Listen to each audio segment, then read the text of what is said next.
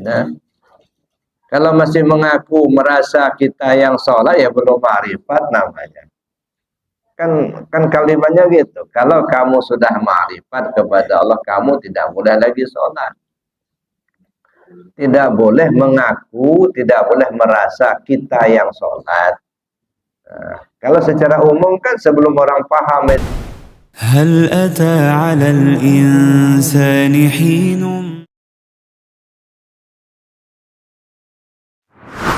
طريق وصول الله تعالى محافظة الجسم على صراط المستقيم لأحكام الشريعة ليلا ونهارا وبدوام على ذكر الله تعالى سرا وجهرا.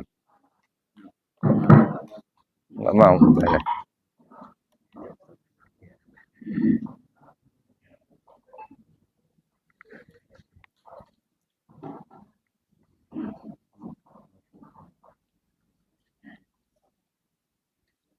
Lianna dawamahu fardun qaimun ala talabi kama qala azza min qail fadhkurullah qiyaman wa qu'udan wa ala junubihim wa yatafakkaruna fi khalqis samawati wal ardi. Jalan untuk usul kepada Allah tabaraka wa taala yaitu selalu menjaga badan pada jalan yang benar. Muhafazatul jismi ala siratil mustaqim. Jadi jalan untuk usul kepada Allah Subhanahu wa taala menjaga tubuh di atas jalan yang benar. Li ahkami syariah selalu melakukan segala hukum-hukum syarat. Li ahkami syariah lailan wa naharan, siang dan malam. Wa bidawami ala zikrillah ta'ala, dan mendawamkan zikir kepada Allah Ta'ala sirran wa jahran, baik yang sir maupun jahar.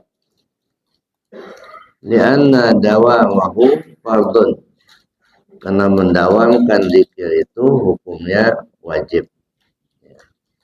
Qaimun ala tullabi, jadi wajib atas setiap orang yang belajar untuk mencapai tujuan usul kepada Allah Ta'ala. Kama qala azza min qaid, sebagaimana firman Allah, fadhkurullah qiyaman wa qu'udan wa ala junubihim. Ya. Berzikirlah kamu kepada Allah baik di waktu berdiri maupun waktu duduk dan waktu berbaring. Wa yatafakkaruna fi khalqis samawati wal ardi, dan memikirkan tentang penciptaan langit dan bumi. Jadi gini Bapak Ibu yang saya hormati, nah ini kita masih bicarakan cara untuk usul kepada Allah. Perjalanan hidup kita ini kan bagaimana supaya kita bisa usul atau kembali kepada Allah. Orang yang sukses itu orang yang husnul khatimah. Jadi orang yang sukses hidupnya dia husnul khatimah. Ada dua yang misi kita hidup di dunia ini.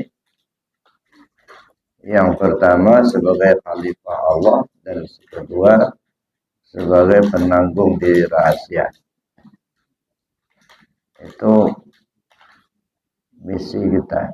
Ya. Sebagai khalifah Allah artinya kita manusia ini diperintahkan oleh Allah untuk memperagakan sifat-sifat Allah dalam hidup kita. Jadi selama hidup kita ini kita diperintahkan untuk memperagakan sifat-sifat Allah. Itu yang disebut dengan khalifah Allah.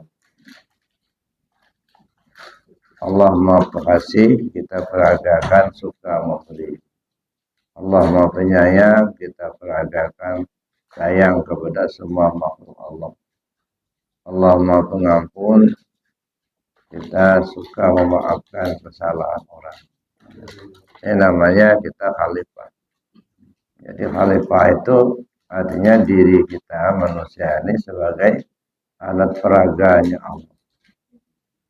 Jadi kita memperagakan sifat-sifat Allah di muka bumi ini. Yang kedua sebagai penanggung diri rahasia. Pada waktu yang lalu pernah kita kaji, tugas kita dalam menanggung diri rahasia itu ada 4. Yang pertama, kita wajib mengenalnya. Yang kedua, kita wajib menjaganya.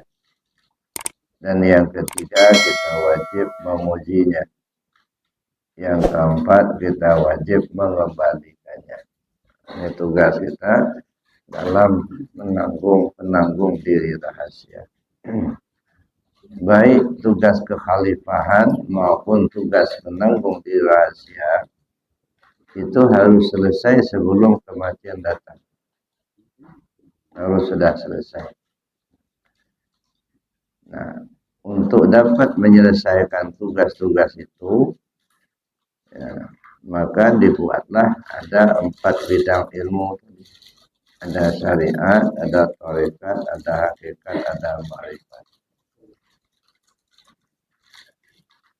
Kalau syariat itu untuk mengatur tubuh.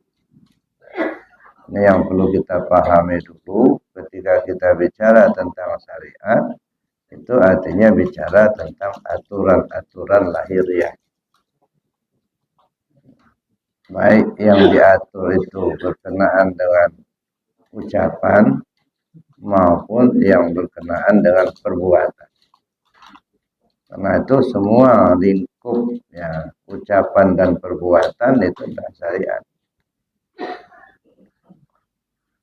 Nah, di sini kita bicara sah batal, halal haram, dosa pahala. Nah, itu kalau sudah bicara syariat, ya tidak keluar dari situ.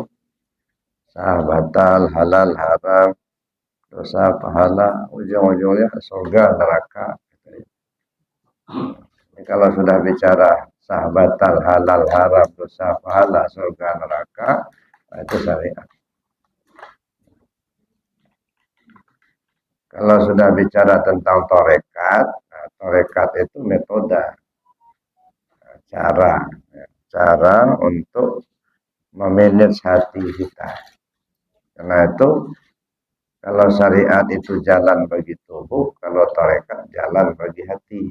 Ya, itu kita membedakan itu. Jalan bagi hati. Ini bagaimana supaya hati kita ini ingat ke Allah. Nah, supaya hati kita ini bersih dari selain Allah. Ya. Bagaimana hati kita tidak lagi iri, tidak dengki, tidak hasut. Itu memanage hati. Makanya tarekat jalan bagi hati. Belajar tarekat itu belajar kita membersihkan hati. Nah, belajar tarekat itu belajar zikir. Belajar zikir itu belajar membersihkan hati. Atau berjalan atau belajar menempuh perjalanan menuju Allah. Nah, bagaimana caranya kita supaya bisa usul? Ini yang kita kaji pada pagi hari ini. Kemudian yang ketiga itu hakikat. Ya, hakikat ini jalan bagi nyawa. Ya, hakikat itu hakikat nyawa kita ini sebenarnya siapa? Hakikat ruh kita itu siapa? Nah, kita bicara tentang isi, ya. Esensi daripada ruh. Nah, inilah ilmu tauhid. Ya, jadi hakikat itu menyangkut ilmu tauhid, ilmu akidah. Jadi tidak ada lagi bicara masalah ya sah batal halal haram di situ. Kalau sudah bicara tentang akidah, bukan ranahnya lagi kepada sah batal halal haram. Bicara tentang akidah itu tauhid, syirik, kafir, munafik. Gitu. Ya, kalau sudah bicara hakikat, ya, bicara akidah, itu yang bicarakan itu tauhid, apa syirik, apa kafir, apa munafik. Itu kita supaya kita bisa terbedakan dulu. Kadang-kadang kita nggak bisa terbedakan mana yang syariat, mana yang tarekat, mana yang hakikat, mana yang ma'rifat. Nah, makanya torek hakikat itu jalan bagi nyawa supaya ruh kita ini bisa kembali kepada asalnya, kembali kepada Allah. Maka kita perlu membongkar, dan mengkaji tentang diri kita ini. Nah, kemudian ma'rifat itu jalan bagi rahasia. Siapa rahasia itu dan bagaimana supaya dia ya kembali kepada Allah. Nah, inilah tujuan kita usul. Jadi perjalanan hidup kita ini ya sebenarnya ingin usul ke Allah itu. Ya. Maka kita ibarat berlayar, ya, berangkat dari pelabuhan Allah, berjalan dengan kapalnya Allah, kemudian kembali kepada pelabuhan Allah lagi. Nah, dari Allah ya bersama Allah kembali ke Allah. Nah, makanya kejadian kita manusia ini ya istilahnya dijadikan Allah, itu istilahnya. Kenapa dijadikan? Karena memang tadinya enggak ada, lalu kemudian ada. Kayak menjadikan benang atau menjadikan kain, itu kan sebenarnya kalau dilihat dari asalnya benang itu sebagai penjelmaan daripada kapas, kain itu penjelmaan daripada benang. Akan berbeda kita ketika tukang membuat meja atau tukang bikin masjid ini, itu beda. Kenapa beda? Karena tukang bukan masjid, masjid bukan tukang. Dua hal yang berbeda. Tapi ketika kita dengan Allah, ya, tidak bisa dibedakan. Ya. Kenapa? Karena kita ini tidak berdiri sendiri. Ya.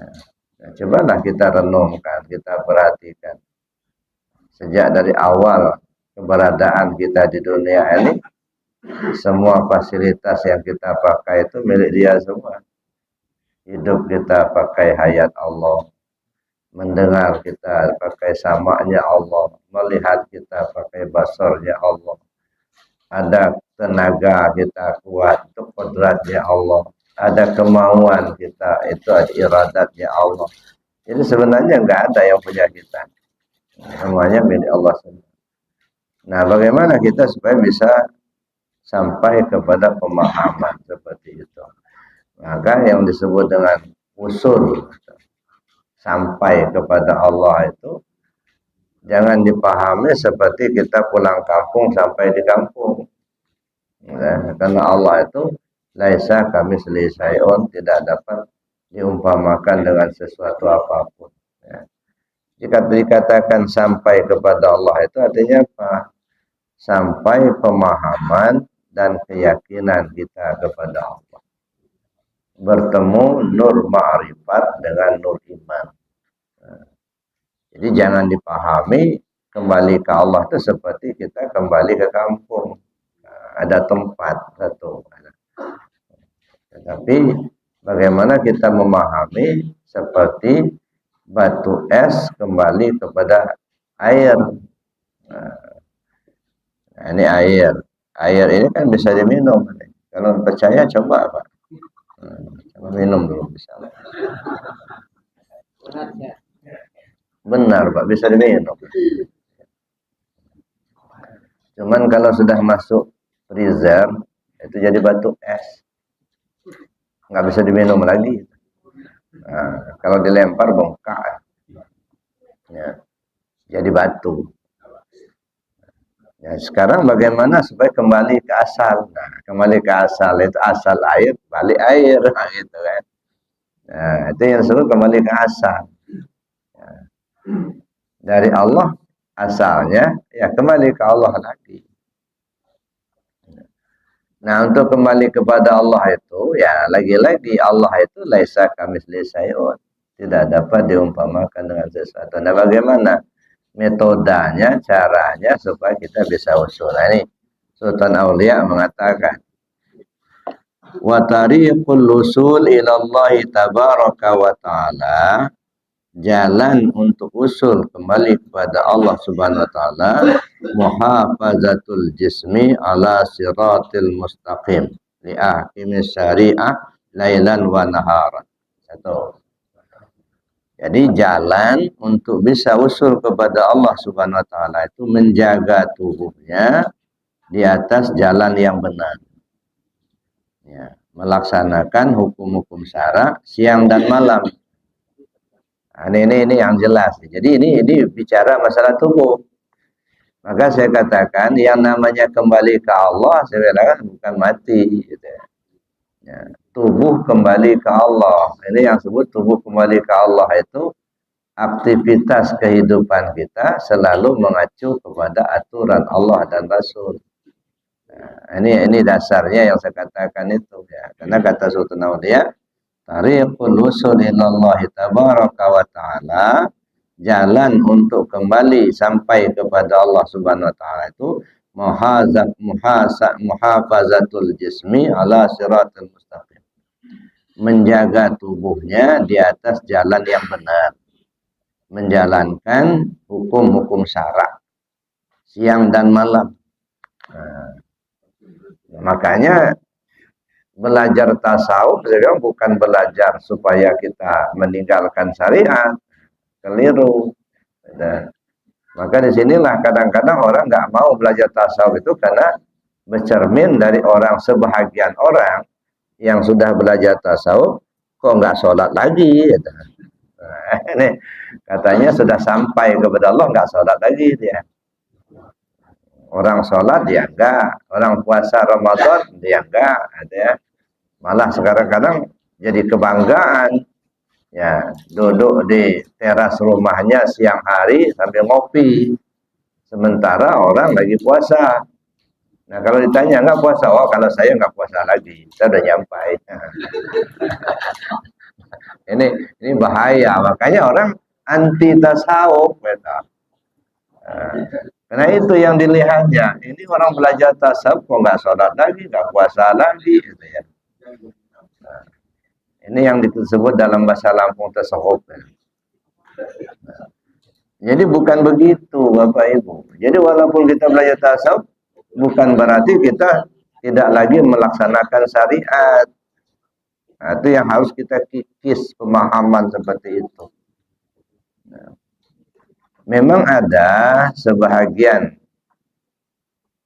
ulama tasawuf mengatakan kepada muridnya, kalau kamu sudah ma'rifat kepada Allah, kamu tidak boleh lagi sholat. Nah, ini kadang-kadang ditelan mentah-mentah sama si murid. Ya, kalau kamu sudah ma'rifat kepada Allah, kamu tidak boleh lagi sholat. Karena nggak ada penjelasan lanjut, akhirnya ditangkap oleh murid pengertian, oh kalau begitu nggak sholat lagi. Ada ya. Ini bahaya yang berarti. Padahal maksudnya bukan begitu. Nah, makanya saya bilang ketika kita ngaji hakikat, ya mesti berpikirnya secara hakikat juga. Ya, jangan kita berada di gelanggang hakikat berpikir secara syariat. Nah, benturan.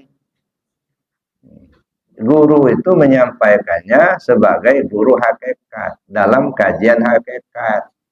Kalau kamu sudah ma'rifat kepada Allah, kamu tidak boleh lagi sholat. Kamunya itu kepada siapa? Nah, kamunya itu kepada tubuhmu. Kamunya itu sebagai hamba. Artinya tidak boleh mengaku kamu yang sholat. Bukan tidak mengajarkan sholat. Nah, kalau masih mengaku merasa kita yang sholat, ya belum ma'rifat namanya. kan kalimatnya gitu. Kalau kamu sudah ma'rifat kepada Allah, kamu tidak boleh lagi sholat. Tidak boleh mengaku, tidak boleh merasa kita yang sholat. Nah, kalau secara umum kan sebelum orang paham itu kan merasa kita yang sholat ya. Kita yang berdiri, kita yang ruku, kita yang intidal, kita yang baca ini dan itu. Terasa kita yang sholat. Nah, itu di alam syariat. Tapi kalau sudah di alam ma'rifat tidak lagi. Kenapa tidak lagi? Bagaimana mungkin kita yang sholat, Pak? Berdiri kita pakai kodratnya Allah, tahu kita pakai ilmunya Allah, melihat kita pakai basarnya Allah, mendengar kita pakai samanya Allah. Ada kemauan kita untuk sholat, iradatnya Allah. Yang punya kamu yang mana? Nah, makanya nggak boleh kita katakan ya kita yang sholat lagi, karena kita nggak punya fasilitas itu. Ya. Bagaimana mungkin kita berdiri kalau nggak pakai kodrat Allah? Oh, kodrat kita kuasa berdiri, punya kita kodrat dari mana dapat? Pernah beli? Enggak. Pernah bikin? Enggak ada juga, enggak ada pula bahannya. Ya. Tiba-tiba ada saja kemampuan kita untuk berdiri. Ya. Bahkan begitu kita mendengar azan hayya 'ala shalah, selalu kita jawab la haula wala quwata illa billah. Itu sudah sering kita katakan begitu. Cuma kita hanya kadang-kadang sebatas mengatakan kalimat la haula wala quwata illa billah. Artinya apa? Tiada daya, tiada upaya melainkan dengan Allah. Tiada daya, tiada kekuatan, tiada upaya, tiada kemauan. Ya, tidak ada kemauan, tidak ada kemampuan untuk melaksanakan, ya, kecuali dengan Allah. La haula wala quwata illa billah. Tidak ada kemauan. Nyatanya keluar dari rumah mau ke masjid, ada kemauan toh. Nanti ya, kemauan siapa yang punya? Tidak ada kemampuan. Nyatanya jalan.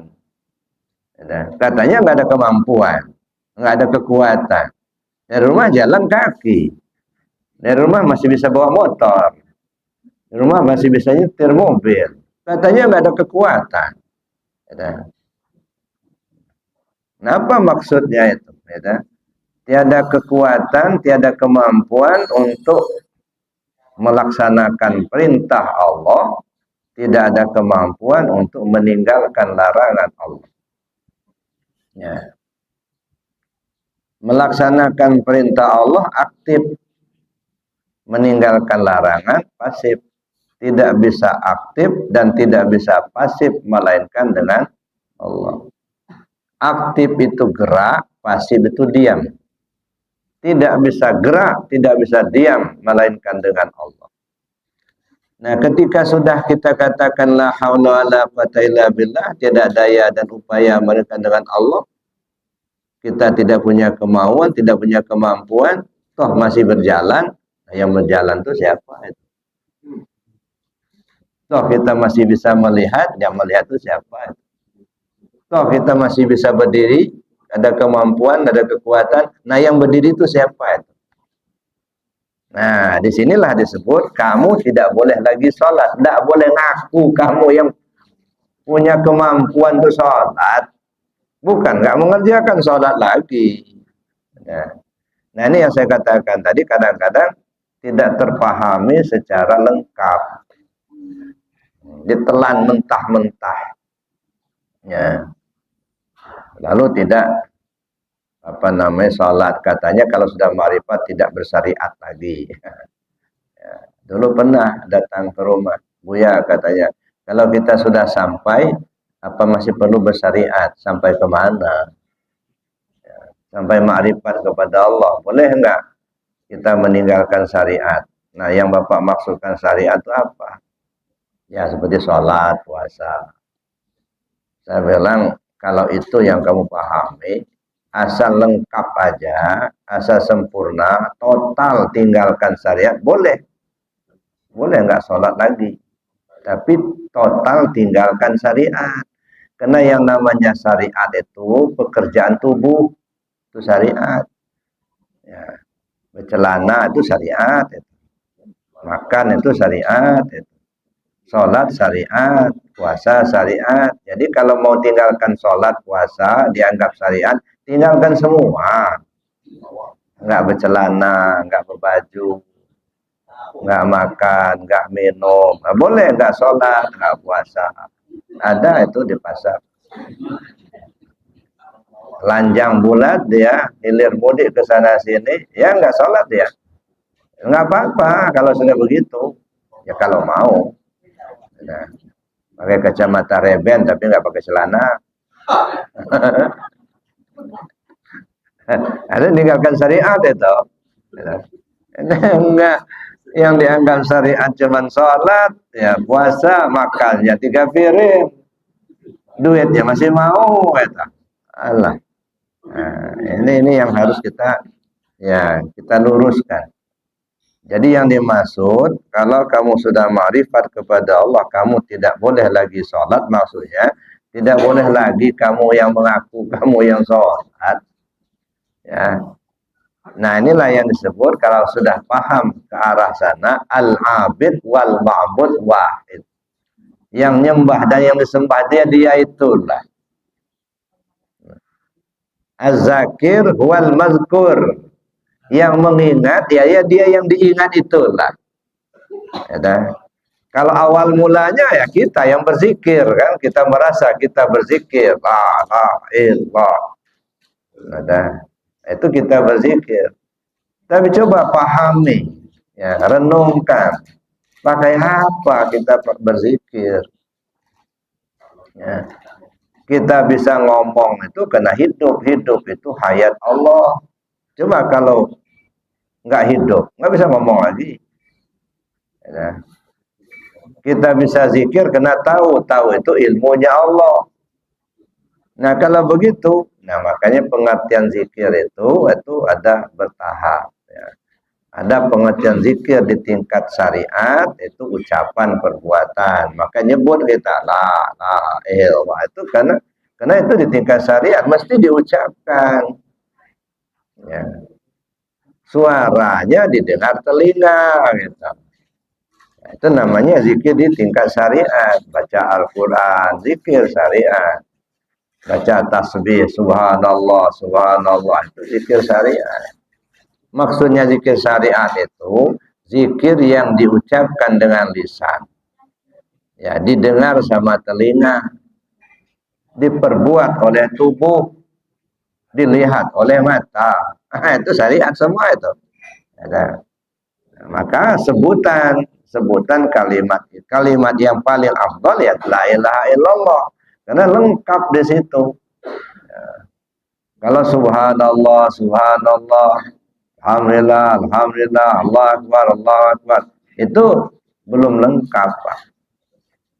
Kalau subhanallah itu maha suci Allah. Ya. Kalaupun kita tidak mengucap subhanallah, Allah itu tetap maha suci, Pak. Tapi kenapa kita disuruh oleh Rasul setiap selesai sholat fardu biasakan tasbih 33, tahmid 33, takbir 33. Kalau menurut saya ini zikir penyadaran. Biar sadar dulu kita. Ucapkan subhanallah maha suci Allah. Artinya apa? Pengakuan, ya Allah, kau yang suci, aku ini kotor. Nah ini ngaku dulu. Kalau yang suci itu Allah, bukan kita. Yang suci itu Allah. Nah, kalau yang suci itu Allah, maka kita ini kotor.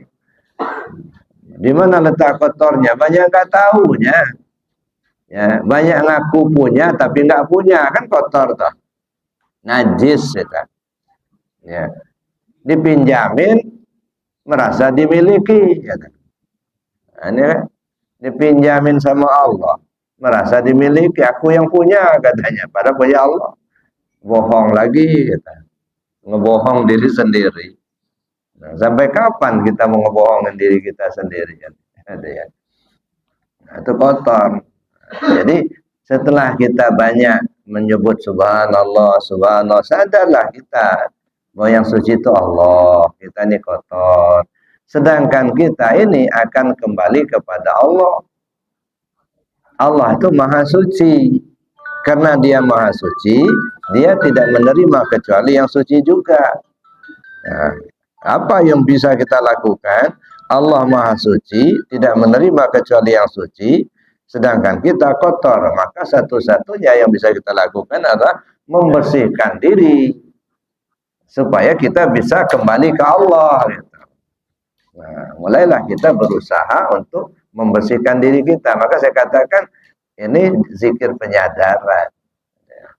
Beda dengan la ilaha illallah. Satu kalimat meliputi semua. Nah, kalau yang tadi subhanallah, setelah kita ada kemauan mensucikan diri, lalu kita mencari guru, mencari supaya tahu, belajar. Setelah kita menemukan, kita bersyukur kepada Allah. Alhamdulillah, alhamdulillah, alhamdulillah. Pujilah Allah. Bukan kita yang pintar, tapi Allah lah yang memberi petunjuk. Nah, setelah kita mendapatkan, maka Allahu Akbar. Maksudnya jalankan, laksanakan. Jangan hanya sekedar diketahui saja. Jangan hanya dipelajari saja. Jalankan, laksanakan. Nah, makanya prosesnya panjang. Nah, tapi lagi-lagi ini tahalli, dan tajalli yang bersifat umum. Ya, kalau ibarat jalan, ini jalan biasa lah. Nah, beda dengan la ilaha illallah, itu jalan tol. Nah, satu kalimat singkat tapi meliputi semua. La ilaha illallah. Maka disebut afdhalul zikir. Tapi ketika kita masih menyebut itu, maka bagian dari syariat, karena masih tersebut. Ya, itu zikir syariat. Masuk ke zikir tarekat juga masih disebut juga, masih berjalan. Namanya tarekat, masih jalan. Walaupun disebut, tapi dalam hati Allahu Allah, itu kan masih disebut. Nah, yang disebut itu nama. Ya. Jadi menyebut nama. Nah, yang diingat itu yang bernama, yang punya nama, itu yang diingat. Maka kita katakan sering lupa, karena yang diingat itu nama. Kita baru sebatas itu, ya. Baru nyebut nama. Nama itu sebutan. Nah, setelah kita sebut nama, mesti kita paham siapa yang bernama. Nah, ini gelas. Gelas itu kan nama. Nah, maka kita pahamlah apa yang dimaksud dengan gelas. Nah, ini kue. Kue ini kan nama. Tahulah kita apa yang maksud dengan kue. Itu bisa dimakan. Silakan kalau bisa. Udah habis ya. Nah, itu. Jadi seringkali kita ya trouble-nya di situ, Pak. Ya, yang diingat nama. Nama itu disebut. Sebutan, gitu ya. Nah, yang diingat itu yang punya nama. Maka zikir tarekat itu ingat hati kepada Allah. Nah, bagaimana mengingatnya kalau kita belum kenal? Ya, belum tahu. Maka diperlukan kita untuk mempelajari. Ya, belajar dulu. Ya. Nah, makanya kita perlu membutuhkan dua jalur. Jalur amaliyah dengan jalur ilmiah. Ya. Jalur amaliyah itu laksanakan zikirnya, jangan hanya didengar aja gitu. Betul-betul dilaksanakan zikir, diam, zikir dalam, paksa dulu di dalam itu supaya dia zikir dulu, sebut dulu namanya. Ini zikir, jalur amaliyah, riyadhah itu. Tapi ada jalur ilmiah, nah kaji. Ya. Siapa yang bernama itu namanya ilmu ma'rifat, ya, mengkaji. Siapa itu yang bernama Allah itu? Maka kita mengenal Allah ya dengan kita mengkaji diri kita. Nah, itu masih disebut. Jadi jelas zikir tarekat itu masih menyebut nama, tapi bedanya kita sudah apa namanya tahu kepada yang punya nama. Nah, naik lagi kepada zikir hakikat. Nah, kalau sudah zikir hakikat tidak ada sebutan. Dia medianya rasa. Ya. dirasakan. Merasa bapak ibu yang sholat apa bukan? Nah, itu zikir hakikat. Dirasakan. Nah, seperti ini ayat tadi. Syariatnya ambil pakai tangan, nah jalankan, diminum. Nah, itu syariatnya. Ya. Setelah diminum dirasakan, oh manis rupanya. Nah, itu dirasakan. Jadi oleh karena itu Bapak Ibu, maka 244 ilmu itu tidak bisa ditinggal, syariat, tarekat, hakikat, marifat. Ya. Jadi zikir di tingkat hakikat itu medianya rasa. Hilang rasa kehambaan, isbat rasa ketuhanan. Dan rasa itu disebut rasa Rabbani. Ya, karena rasa itu ada rasa jasmani, ada rasa ruhani, ada rasa Rabbani. Rasa jasmani dipencet sakit, itu jasmani. Rasa ruhani, ya rindu, sayang, benci, ya rasa ruhani. Kalau rasa Rabbani, hilang rasa kehambaan, isbat rasa ketuhanan. Maka ketika kita sudah paham, ketika sholat tadi tidak lagi merasa kita yang sholat. Tapi dirasakan bahwa ya, kita melaksanakan ibadah sholat itu dengan menggunakan fasilitas Allah Subhanahu wa Ta'ala. Berdiri kita pakai kodratnya. Gitu. Makanya ketika mau sholat itu sendiri, gitu, sebelum kita takbir, hilangkan dulu diri. Supaya kita nggak merasa kita yang sholat. Hilangkan diri dulu. Ya. Apa yang dimaksud menghilangkan diri ini? Kalau istilah Rasul itu matikan dulu. Mutu qoblanta mutu. Kalau istilah Allah dalam Al-Quran itu lebih keras lagi itu. Faktulu anfusakum. Bunuh dirimu dulu. Itu. Nah kalau sudah dibunuh kan sudah mati. Kalau sudah mati ya nggak hidup. Kalau nggak hidup ya nggak bisa ngomong, nggak bisa bergerak, nggak bisa melihat, nggak bisa mendengar. Nah, namanya sudah dibunuh. Tapi kenyataannya masih hidup. Nah yang hidup itu Allah. Kenyataannya masih melihat, yang melihat itu Allah. Katanya kenyataannya masih mendengar, yang mendengar itu Allah. Nah, bunuh tadi, maka sebelum sholat bunuh dulu diri.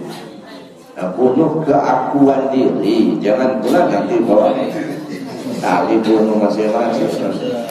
Kata Buya, katanya kalau sholat bunuh dulu, bawa pedang di sebelumnya. Jadi itu, jadi artinya dibunuh itu, bunuh keakuan diri. Ya, sehingga tidak lagi merasa kita yang ada, kita yang sholat. Maka sebut ya wujuduka hijabun. Merasa dirimu ada itu dinding penutup. Ya. Nggak akan nyampai kita ke Allah. Karena kita masih kita tutupi dengan pengakuan kita bahwa kita ini ada. Gitu. Ya, makanya selagi kita merasakan diri kita ada, nggak akan terasa adanya Allah. Ya, itu satu ya. Jadi kata Sultan Aulia di sini, jalan untuk bisa usul kepada Allah itu adalah laksanakan syariat. Ya, jangan ditinggalkan syariat. Ya. Sholatnya, puasanya, gitu ya. Pokoknya yang namanya amalnya syariat lah. Nah, syariat itu kan jalan bagi tubuh. Jadi kalau tubuh kita masih ada, syariat itu wajib. Nah, syariat itu syariat Muhammad. Jadi kalau orang mengatakan sudah ma'rifat kepada Allah, tapi tidak sholat, tidak puasa lagi, gitu ya. Ya bisa disebut hamba Allah tapi bukan umat Muhammad. Nah, kena syariat Muhammad nggak dipakainya, ada ya. Nah kita mengaku ini umat Muhammad, berarti syariat Muhammad harus dilaksanakan. Nah, itu Bapak Ibu ya yang kita bersihkan dulu dalam pikiran kita, dalam pemahaman kita. Kalau sudah belajar tasawuf akan meninggalkan syariat itu buang dulu jauh-jauh. Ya, karena pemahaman jangan bersyariat itu ya, tidak merasa kita yang berbuat, gitu ya. Bukan tidak melaksanakan sholat lagi. Gitu. Ya, kan banyak yang seperti itu. Bahkan saya pernah bertemu betul, Pak. Ya, jadi saya didatangi oleh seseorang, gitu ya. Ya, dia mengatakan terus terang, kalau saya Buya terus terang aja, saya nggak sholat lagi. Katanya. Bahkan saya kasih tahu sama adik-adik, jangan nggak usah sholat lagi kalau sudah seperti saya, katanya. Astagfirullahaladzim. Nah, tapi karena dia itu mengaku dirinya sudah sampai, ya sudah biarin aja lah. Dan dia juga tidak bertanya ke saya, cuma cerita aja. Yang namanya orang cerita, tugas kita ngedengar. Tapi kalau orang bertanya, tugas kita menjawab. Nah, gitu ya. Karena dia tidak bertanya, ya udah diam aja, kita dengar aja dia cerita, ya sudah. Makanya kata Imam Ghazali itu, kalaupun bertanya, itu kan ada 3 model orang bertanya. Ada orang bertanya karena dia ingin menyampaikan supaya diketahui bahwa dia juga pandai. Nah, dia bertanya, tapi sebenarnya bukan untuk mendapatkan jawaban, supaya orang tahu bahwa dia juga tahu. Ada juga bertanya untuk ngetes. Dua-duanya kata Mauzen gak usah dijawab, karena jawabanmu nggak dibutuhkan. Makanya dulu pernah, bukan di sini, bukan di tempat lain. Dia bertanya, bagaimana menurut Buya? Gini-gini. Kalau menurut saya begini, katanya. Yang itu nggak benar. Nah, sudah diam aja saya. Sudah selesai. Menurut Bapak gimana? Ya kalau saya, ya sudah pakai aja itu. Kalau sudah menurut Bapak itu, ya sudah pakai aja itu. Ya. Dia nggak butuh jawaban. Dia hanya butuh didengarin. Diketahui. Itu satu, Bapak Ibu ya. Dia kata Sultan Aulia, tariqul usul ilallahi tabaraka wa ta'ala muhafazatul jismi ala siratil mustaqim li ahkami syariah lailan wa nahara. Ya, jalan untuk kembali, untuk usul kepada Allah itu menjaga tubuhnya di atas jalan yang benar dengan melaksanakan syariat, ya, hukum-hukum syariat siang dan malam. Bagaimana lagi jelasnya itu? Jadi jangan lagi kita berpikir kalau sudah belajar tasawuf tidak bersyariat lagi, kata. Justru itu yang awalnya, ya, harus kita jaga, kata. Ya, naharon wa lailan wa naharon, siang dan malam. Wa yudawimu ala dzikrillahi ta'ala sirran wa jahran. Ada yang kedua, mendawamkan zikir jahar dan sir. Nah, jadi bukan hanya menjaga sah batal halal haramnya, tapi mendawamkan zikir jahar dan sir. Jadi perbanyak zikir jahar, la ilaha illallah, la ilaha illallah. Itu perbanyak. Ya, bukan hanya ketika ngaji aja zikirnya. Kadang-kadang kalau ngaji pun kalau Buya nggak datang nggak zikir lah. Ya seolah-olah zikir itu punya Buya, gitu ya. Enggak lah. Kita ini kan melaksanakan, gitu ya. Entah pengajian, entah enggak, gitu. Entah ada Buya, entah enggak. Pokoknya zikir, gitu. Orang mau senang, orang benci, nggak ada urusan. Dawamkan itu. Mau sendirian, mau berjamaah, silakan. Karena itu kebutuhan masing-masing, Pak. Ya, ini kan sebatas ini kan begitu.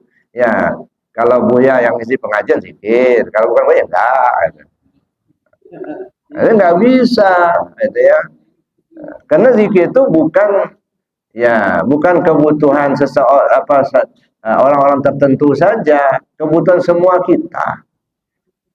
Maka saya bilang zikir itu bukan kewajiban. Seperti makan itu bukan kewajiban, tapi kebutuhan. Bedanya kalau makan itu kebutuhan jasmani. Kalau zikir kebutuhan rohani. Seperti ngaji begini sebab kebutuhan rohani. Tapi pengurus tidak cukup hanya memberikan makanan rohani. Nanti disediakan makanan jasmani. Inilah hebatnya pengurus itu, pandai, dia tahulah dia apa kebutuhan tubuhnya. Gitu ya. Nah, makanya ngaji nggak boleh lama-lama. Nanti dingin itu nasinya. Eh, Jadi itu apa? Jadi yang kedua, mendawamkan zikir sirran wa jahran. Baik yang zikir diucapkan dengan lisan maupun zikir yang disebut dengan hati. Dawamkan itu, betul. Nah, itu jalan, langkah untuk bisa usul kepada Allah menurut Sultan Auliya. Lianna dawamu fardun qaimun ala tullab.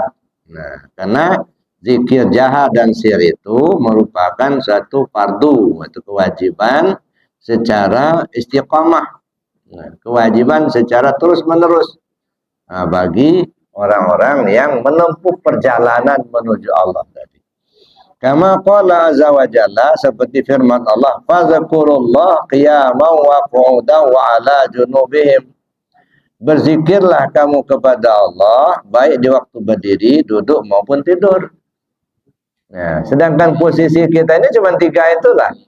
Berdiri, entah berdiri berjalan, entah berdiri lagi tegak aja, entah berdiri kita nyangkol di sawah, entah berdiri kita ngajar di kelas. Pokoknya berdiri, asal berdiri zikir. Apapun bentuk berdirinya. Ya. Entah berdiri lagi jalan, berdiri kita lagi nyangkol di sawah, berdiri lagi nebas di kebun, berdiri kita lagi ngajar di kelas. Pokoknya asal berdiri zikir. Itu satu. Kalau enggak berdiri pasti duduk. Ya, di posisi apapun, ada duduk bersila, ada duduk menjongkok. Pokoknya saya duduk. Ada duduk di masjid, duduk di rumah, duduk di mobil, asal duduk zikir. Kalau dia enggak berdiri, enggak duduk, pasti tidur dia. Ya. Apakah tidur menelentang, miring kanan, menelongkup, terserah. Ya, asal tidur, zikir. Artinya tidak ada waktu tanpa zikir. Nah, berdiri, duduk maupun tidur, isilah dengan zikrullah. Makanya kata Allah, fazkurullah qiyaman wa qu'udan wa ala junubihim. Ya. Ya. Maka berzikirlah kamu kepada Allah baik waktu berdiri, duduk maupun waktu berbaring atau tidur.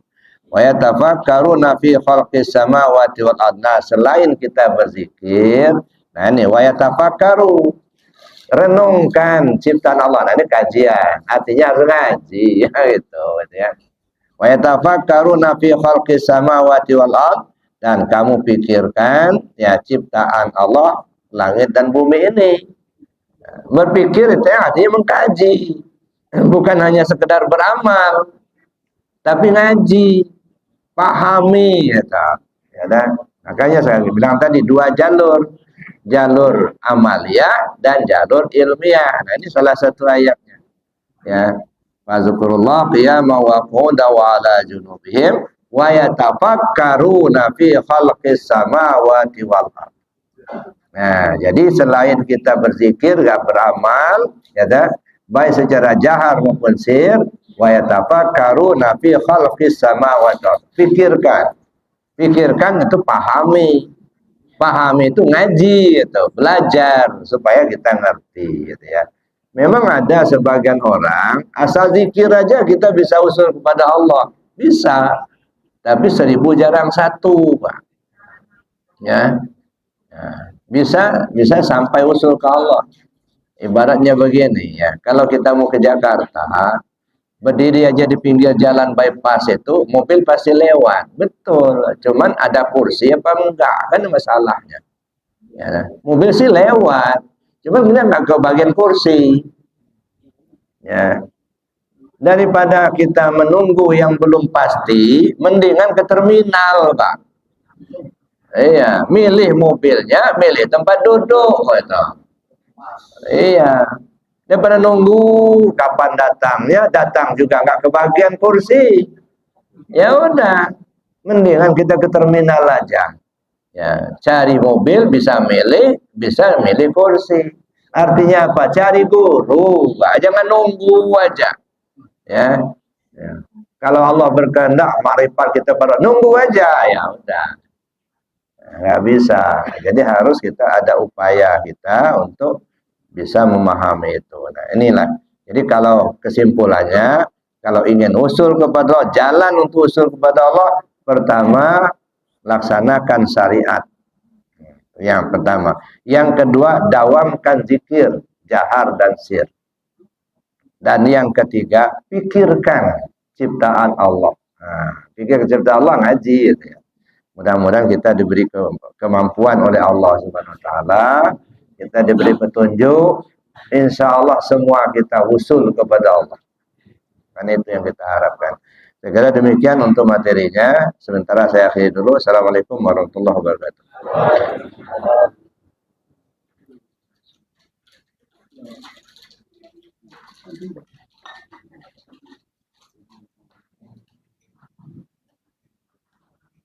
Bapak Ibu, mohon maaf mungkin ada waktu tapi bukan membatasi ya karena waktunya sudah ada siang. Mungkin 2 aja ya pertanyaan. Silakan kepada Bapak Ibu yang mau bertanya.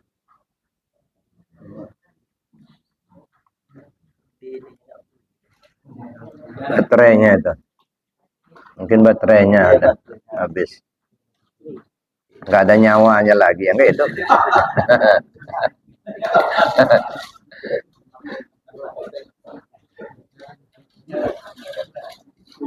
Assalamualaikum warahmatullahi wabarakatuh. Waalaikumsalam. Kita sering dengar kita ini sering belajar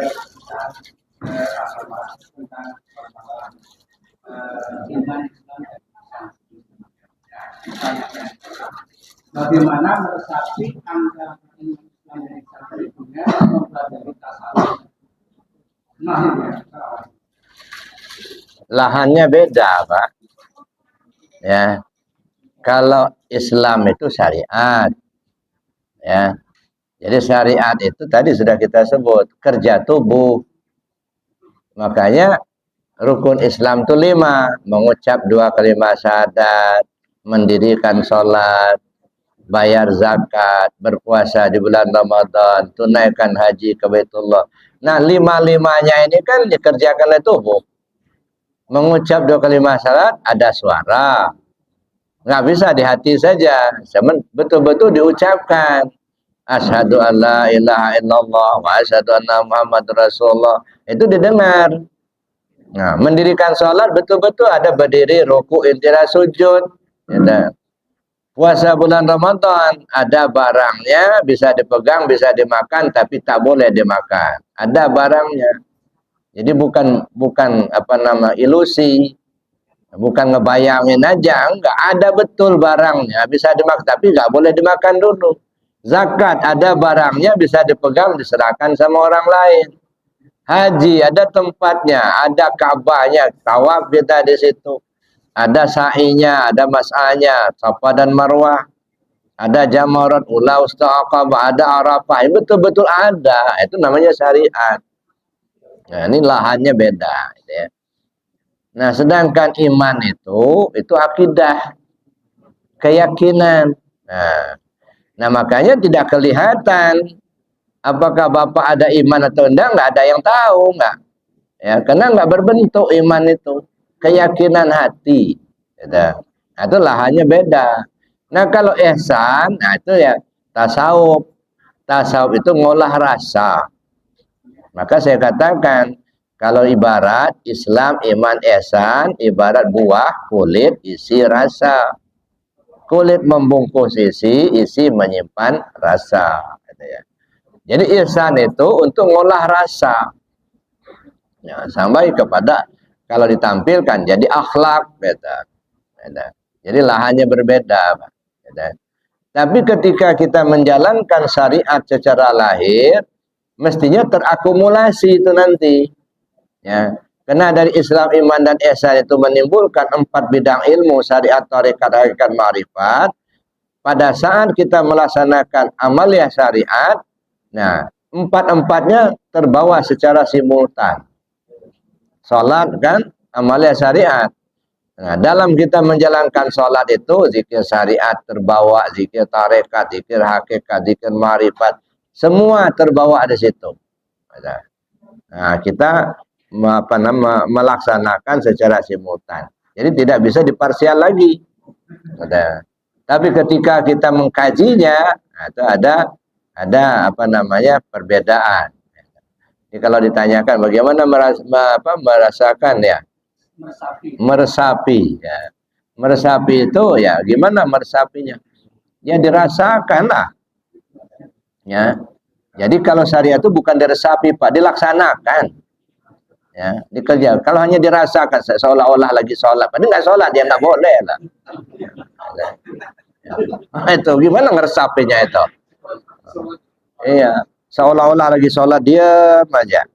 Ya nggak bisa. Harus dilaksanakan, bukan diresapi. Ya, jadi ya pelaksanaannya itu harus terakumulasi syariat, tarekat, hakikat, ma'rifat. Ya, baik. Yang lain. Udah Pak, belum ya?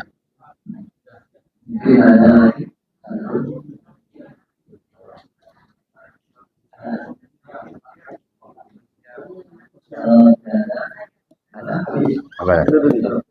Dari Andika, istrinya mau persalinan, minta doanya. Oh ya. Kita duri. Ada informasi bahwasanya di Pondok Arafah ada hari ini ada pengorbanan. Jadi yang bagi yang berkenan untuk menyumbang polri maupun material sekitarnya jadi dipersilakan. Tidak dipaksakan Pak, tidak dipaksakan, tetapi kalau misalnya ada dipersilakan bergotong royong dari polri maupun material untuk pengecoran. Begitu informasi untuk bicara bisa dipertanyakan dengan para. Untuk acara kita tadi pada pagi ini kita sama-sama mudah-mudahan banyak manfaat dari kita semua kita akhiri dengan sama-sama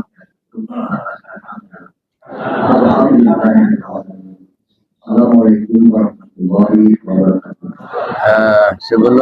Sebelum kita akhiri Bapak Ibu, ini minta keikhlasannya untuk kita doakan. Ini salah seorang jamaah kita minta doa untuk istrinya yang akan melahirkan nanti supaya lancar, ya tidak ada halangan serta apapun, sehat ibu dan anak. Namanya Novita Duri binti Salisi. Ya, ala hadiniyah bi syafaati Rasulillah SAW wa bi karamati sultan auliya Syekh Abdul Qadir Jalani qaddasallahu sirruh wa bi karamati Syekh Karam Syekh Abdullah Mubarak bin Muhammad wa bi karamati Syekh Karam Syekh Masaihur wafat tajur alaihi. Allahumma ya qadiyal hajat, Allahumma ya kafiyal muhimmat, Allahumma ya dafi'al baliyat, Allahumma ya rafi'al darajat, Allahumma ya syafi'al amrad, Allahumma ya mujibad da'wat, Allahumma ya arhamar rahimin. Irhamha birahmatika ya arhamar rahim. Bi barakati al-Fatihah. A'udzu billahi minasyaitonir rajim. Alhamdulillahi rabbil alamin. Ya kana uliya kana sa'ana salatu. Suratul ladzina an'amta 'alaihim wa rahmatullahi wa barakatuh. Doa dan kafarat majlis. Bismillahirrahmanirrahim. Allahumma inni astaudi'uka ma 'allamtani wardudu ilayya inda hajati wa la tansani ya rabbal alamin. Subhanakallahumma wa bihamdika asyhadu an la ilaha illa anta astaghfiruka wa atubu ilaik. Assalamualaikum warahmatullahi wabarakatuh.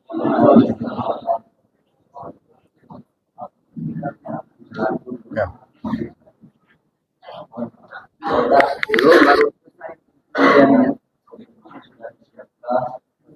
Oh ya. هل أتى على الإنسان حين